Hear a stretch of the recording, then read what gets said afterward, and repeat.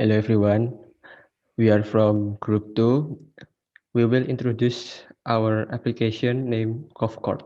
Stop the spread of COVID-19 in the implementation of new normal by checking others' condition before meeting them with CoughCourt. This is our team. It's me, Aflatithia, NRP 001. My name is Olivia Farisa, NRP 14.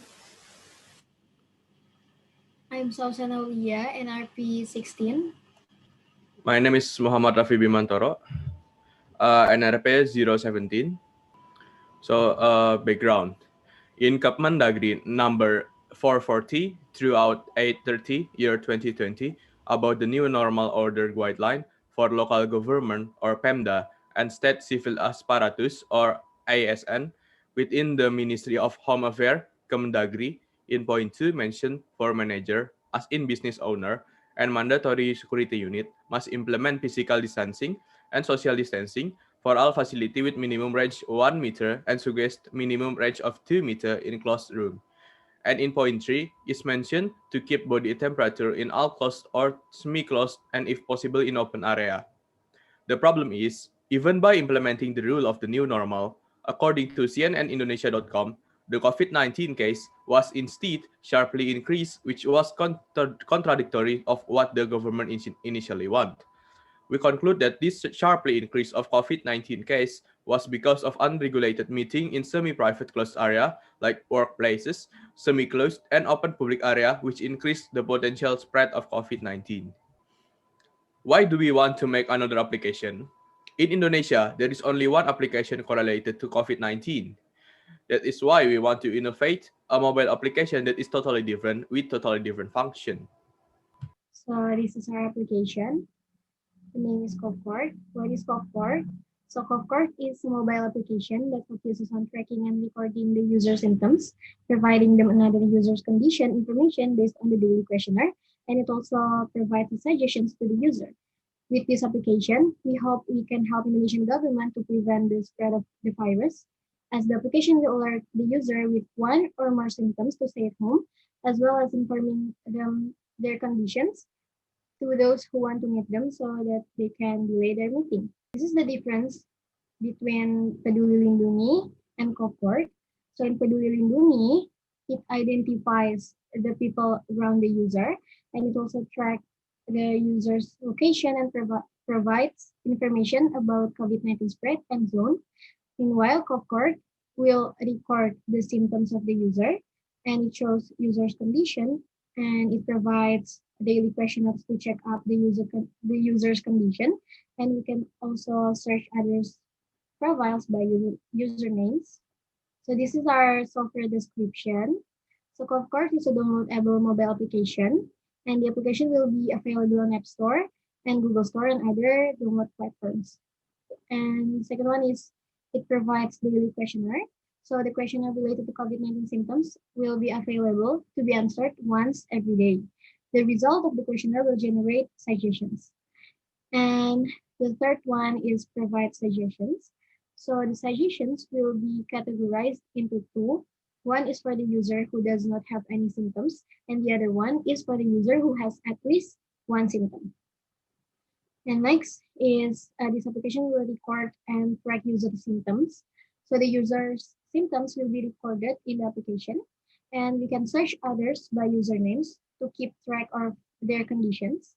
And then the next one is multi-language. So because we are focusing only for Indonesian people, we only provide two languages as for now, which is Bahasa Indonesia and English. And the data privacy, the others can only see the user's username, name, current condition, and condition history based on the latest update. So no other data will be shown without the user's consent. So this is basically how the application will look like, or the design of our application. The first picture is the homepage. So as soon as you open the application, you will see this page, which have a button to take you to the questionnaire. So if you click that button, it will direct you to the questionnaire.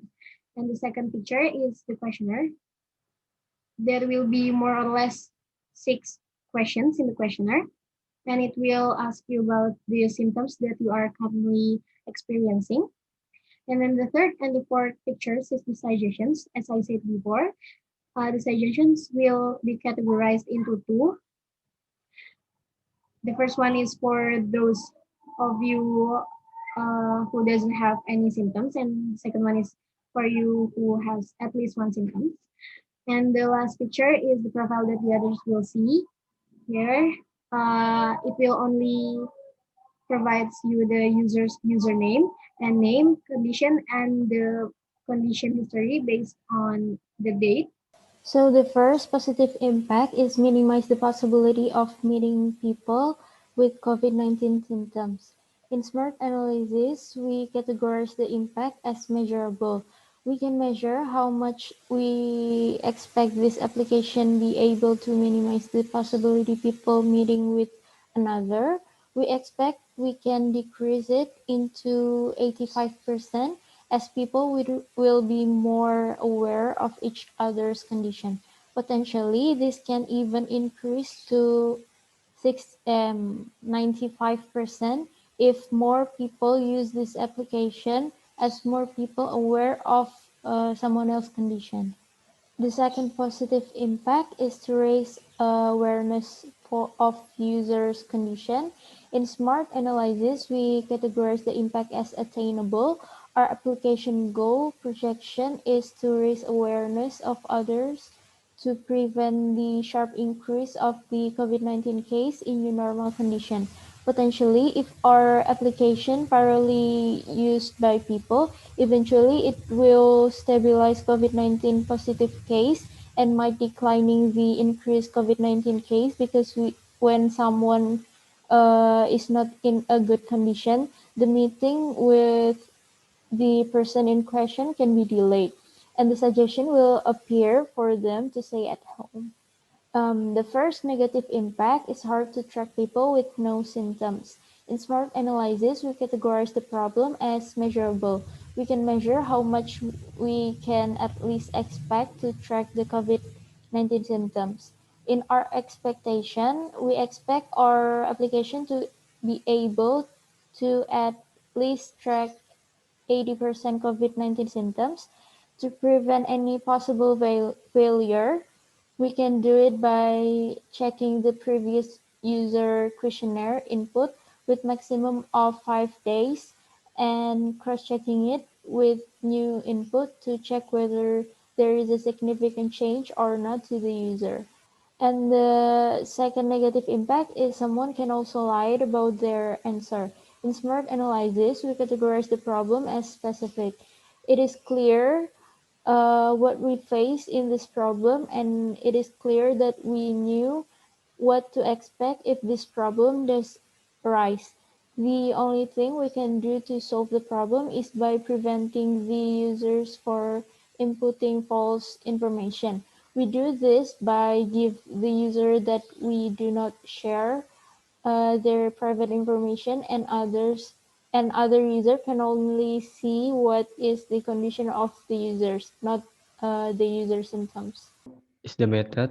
The first method is inception. The target of this application is Indonesians living all around the country, especially those who have high chance to meet other people, for example, university students. The problem this application is trying to solve is the sharp increasing of COVID-19 cases after the implementation of new normal in Indonesia. The stakeholders of this application are the project team members and the users. We took 20 university students from various campuses as our samples by using questionnaire.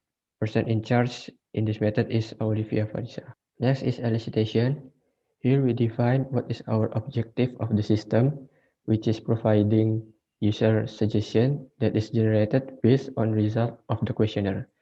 The system will be used on a daily basis by filling the questionnaire. The technique that will be used is interview. Person in charge in this method is Muhammad Rafi Bimantoro.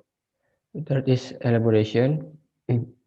User will be able to interact with GovCourt application in the terms of login, viewing the system features, filling the questionnaire, and searching other people's profile by usernames. User scenario of CoffCode is first, user signs up or login to the application using username and password. Then user clicks the tick the questionnaire button to fill the questionnaire. Then user answer all the questions provided by clicking it based on their current condition. The suggestion will appear only after the user answered all the questions. To find other people, the user clicks the search navigation bar. The user types the username of the other person on search field, and the last user clicks the other's profile section to see their information. The person in charge is me. Analysis and negotiation. The deliverable of this project is a running Kafka application that can perform its function, filling questionnaire, record user symptom, etc., and all the requirements have been met.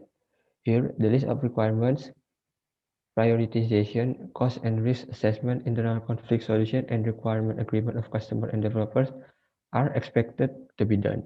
Person in charge in this method is Sausan Aulia. Specification and system modeling. In here, we document a really detailed requirement in engineering which talk about specification and system modeling. The application will be modeled using a prototype. The person in charge is Olivia Farisa. Validation. Here, we ask validation from the stakeholder to seek error in content, missing information, inconsistency, and conflicting or unrealistic requirement. We do this by using qualitative technique, which is the user survey and checklist. The person in charge is me, Muhammad Rafi Bimantoro. And the last step is requirement management. Here, we identify, control, track, and change the requirement at any times if needed by the project teams. The person in charge will be Afla Aditya. So that is all from our team. Thank you.